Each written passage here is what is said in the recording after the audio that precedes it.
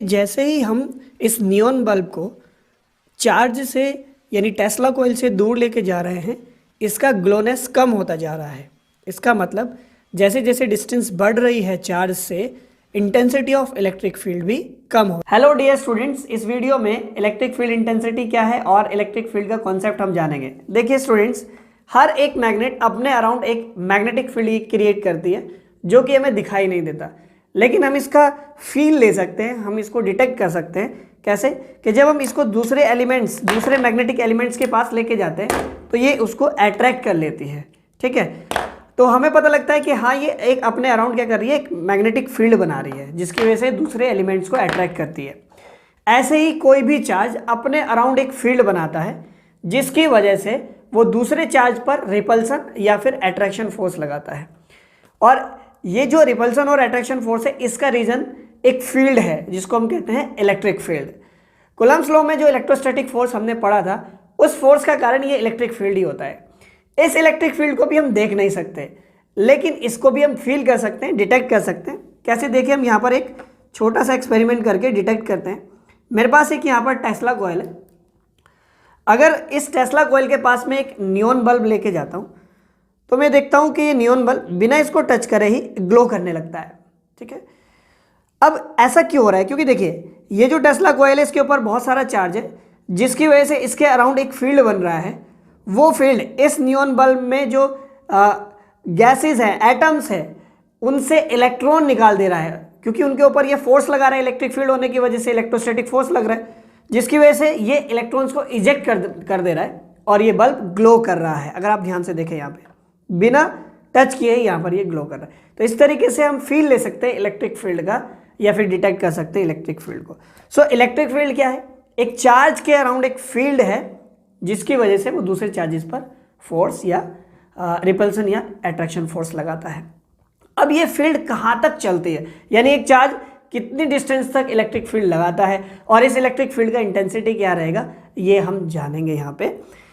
सो देखिए, अगर हम बात करें रेंज की, तो इलेक्ट्रिक फील्ड का जो रेंज है वो इनफाइनाइट है। एक चार्ज इनफाइनाइट तक इलेक्ट्रिक फील्ड बनाता है, हालांकि उसका वैल्यू बहुत वीक होता है, लेकिन इनफाइनाइट तक यहाँ पर वैल्यू रहेगा। अब इलेक्ट्रिक फील्ड इंटेंसिटी को कैसे डिफाइन करेंगे, ध्यान से सुनना। इलेक्ट्रिक फील्ड को हम ई से रिप्रेजेंट करेंगे, और क्योंकि ये एक वेक्टर क्वांटिटी है इसलिए यहाँ पर इसके ऊपर हम एक एरो लगा देंगे। Electric field is a vector quantity. इसको डिफाइन किया जाता है किसी भी टेस्ट चार्ज पर लगे हुए इलेक्ट्रोस्टैटिक फोर्स जो कि किसी सोर्स चार्ज से लगा है, electrostatic force divide by test charge. अब ये टेस्ट चार्ज क्या है? टेस्ट चार्ज एक बहुत ही छोटा, या फिर ये बोले यूनिट पॉजिटिव चार्ज है, जिसके लिए हम मानते हैं कि ये कोई भी इलेक्ट्रिक फील्ड क्रिएट नहीं करता है। थोड़ी अजीब बात है, लेकिन हम मानते हैं अपने कैलकुलेशंस को करने के लिए। ठीक है, सो यहाँ अगर कोई सोर्स चार्ज है मेरे पास Q, और यहाँ पे एक मेरे पास है टेस्ट चार्ज Q नोट, तो इससे जो फोर्स लगेगा इसके ऊपर F, और इस टेस्ट चार्ज के रेशियो को ही हम क्या कहते हैं? इलेक्ट्रिक फील्ड इंटेंसिटी कहते हैं। तो इसका डेफिनेशन यहाँ पर बन जाएगा, the intensity of electric field at a point in space is the ratio of the force acting on a unit test charge placed at that point in space. Test charge का definition क्या होगा? एक बहुत ही small unit positive charge जो electric field नहीं रखता है, उसको हम बोलते हैं टेस्ट चार्ज। ओके, सो यहां से अब देखिए, यहां पे ये फॉर्मूला आ गया अपने पास। तो किसी भी फिजिकल क्वांटिटी के लिए तीन चीजें आपको जरूर पता होनी चाहिए। उसका फॉर्मूला क्या है, उसकी डायमेंशन, और उसकी यूनिट क्या है। तो हम यहाँ पे यूनिट कैलकुलेट करते हैं। इलेक्ट्रिक फील्ड का यूनिट क्या रहेगा? यूनिट क्या होता है? न्यूटन। नीचे क्या है? चार्ज। चार्ज का यूनिट क्या होता है? कूलम्ब। तो इलेक्ट्रिक फील्ड का यूनिट क्या हो जाएगा? न्यूटन पर कूलम्ब। जब हम आगे इलेक्ट्रिक फील्ड और पोटेंशियल के बीच रिलेशन निकालेंगे तो वहां से एक और यूनिट आएगा इलेक्ट्रिक फील्ड का, जो कि रहेगा वोल्ट पर मीटर। ये भी आपको पता होना चाहिए। ठीक है, वहां पर हम इसकी और डीप स्टडी करेंगे, लेकिन फिलहाल के लिए आप याद रखेंगे इलेक्ट्रिक फील्ड न्यूटन पर कूलम्ब या फिर वोल्ट पर मीटर। ठीक है, डायमेंशन की अगर हम बात करें, तो देखिए, न्यूटन मतलब फोर्स, और फोर्स का डायमेंशन क्या होता है?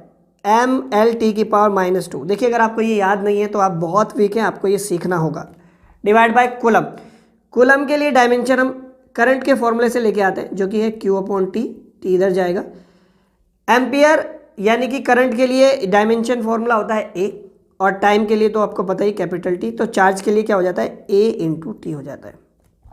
जब हम इसको ऊपर लेके जाएंगे तो ए की पावर -1 होगा, टी की पावर -1 ऑलरेडी -2 है तो -3 हो जाएगा, तो हमारे पास डायमेंशन आ जाएगी ml टी की पावर -3 ए की पावर -1। ठीक है, सो ये है इलेक्ट्रिक फील्ड का कॉन्सेप्ट। अब हम किसी एक पॉइंट चार्ज की वजह से इलेक्ट्रिक फील्ड का वैल्यू क्या रहेगा वो कैलकुलेट करते हैं, यानी हमारा नेक्स्ट टॉपिक है electric field intensity due to a point charge. So हम यहाँ पर एक पॉइंट चार्ज या सोर्स चार्ज इसको कह सकते हैं क्यों कंसिडर करते हैं, जिससे यहाँ पर इसके पास में एक टेस्ट चार्ज रख दिया हमने क्यू नोट। सपोज कर लेते हैं इनके बीच का डिस्टेंस है r और ये जो q है इस q नोट पर सपोज कर लेते हैं कितना फोर्स लगा रहा है, f फोर्स लगा रहा है। तो फंडामेंटल फॉर्मूले से इलेक्ट्रिक फील्ड इंटेंसिटी का जो फॉर्मूला है वो क्या है F अपॉन क्यू नोट। लेकिन कूलम्ब्स लॉ से आपको F का वैल्यू पता है क्या, K Q1 Q2 upon R square. Q1 की जगह क्या है Q, Q2 की जगह क्या है Q नोट, तो Q note divide by R square. ये वैल्यू हम यहाँ पर रख देते हैं तो ई का वैल्यू आ जाएगा K Q naught upon R square, और नीचे ऑलरेडी क्या है Q नोट है तो ये Q नोट आ जाएगा, Q नोट से Q नोट कैंसिल हुआ, तो ई का वैल्यू अपने पास क्या आ गया K Q upon R square. यहाँ इस फॉर्मूले में ये जो Q है ये ध्यान रखना ये सोर्स चार्ज है। इलेक्ट्रोस्टैटिक फोर्स और इलेक्ट्रिक फील्ड के फॉर्मूले में बस इतना ही अंतर है, यहाँ पर सिर्फ एक सोर्स चार्ज है, इलेक्ट्रोस्टैटिक फोर्स में दोनों चार्ज होते हैं जो आपस में r डिस्टेंस पर रखे होते हैं। अब यहाँ पर आप थोड़ा सा ध्यान से देखिए, E का वैल्यू डिपेंड कर रहा है Q के ऊपर, K यानी कि मीडियम के ऊपर, ये अभी हम प्रूफ भी करेंगे यहाँ पर, और साथ में डिस्टेंस के स्क्वायर के ऊपर, इन्वर्सली प्रोपोर्शनल है। इन तीनों चीज़ों को हम यहाँ पर थोड़ा एक्सपेरिमेंट करते हैं। देखिए अगर मेरे पास यहाँ पर टेस्ला कॉइल है, ये एक सर्टेन चार्ज डेवलप करता है, इससे ज़्यादा अगर चार्ज होगा तो ये जो नियॉन बल्ब है ये ज़्यादा ग्लो करेगा। अब हम यहाँ पर थोड़ा सा देखते हैं कि मीडियम और आर स्क्वायर के ऊपर कैसे डिपेंड करता है, तो थोड़ा सा मुझे कैमरा को जूम करना पड़ेगा इसको दिखाने के लिए। जैसे ही हम इस नियॉन बल्ब को चार्ज से यानी टेस्ला कॉइल से दूर लेके जा रहे हैं, इसका ग्लोनेस कम होता जा रहा है। इसका मतलब जैसे जैसे डिस्टेंस बढ़ रही है चार्ज से, इंटेंसिटी ऑफ इलेक्ट्रिक फील्ड भी कम हो रही है, जिससे पता लगता है intensity of electric field distance के स्क्वायर के इन्वर्सली प्रोपोर्शनल होती है। देखिए यहाँ पर क्योंकि नियॉन बल्ब और चार्ज के बीच मीडियम एयर है, सो ये इतना ग्लो कर रहा है। जैसे ही हम यहाँ पर मीडियम चेंज करते हैं, इसमें मैं यहाँ पर एक पेपर इंसर्ट करता हूँ, नियॉन बल्ब की ग्लोनेस फिर से कम हो जाती है, ये कम ग्लो करने लगता है। It means intensity of electric field medium पर भी डिपेंड करती है। सो इस तरीके से हम देखते हैं intensity of electric field medium, distance और चार्ज के मैग्नीट्यूड पर डिपेंड। तो अभी हमने देखा कि यहाँ पे जो इलेक्ट्रिक फील्ड है वो मीडियम पर भी डिपेंड कर रहा है, साथ में यहाँ पे चार्ज पे के मैग्नीट्यूड पर भी डिपेंड कर रहा है और आर स्क्वायर पे भी डिपेंड कर रहा है। यानी हम कह सकते हैं कि जो E और R में रिलेशन है वो इन्वर्सली प्रोपोर्शनल है। E जो है ना Q के भी डायरेक्टली प्रोपोर्शनल है, और E जो है ना वो मीडियम के ऊपर भी डिपेंड कर रहा है। ओके, तो यहाँ पे ये तीन चीज़ें आपको ध्यान में रखनी है। ओके, सो मुझे लगता है इलेक्ट्रिक फील्ड के बारे में आपको बहुत अच्छे से समझ में आएगा। सो अगर हम यहाँ पर E और R के बीच यहाँ पर देखिए एक डायग्राम बनाएं, E वर्सेस R का यहाँ पर डायग्राम बनाएं, तो हमें दिख रहा है यहाँ पर जैसे जैसे R जो है ना बढ़ रहा है वो वैसे वैसे E का वैल्यू, इंटेंसिटी का वैल्यू कम हो रहा है।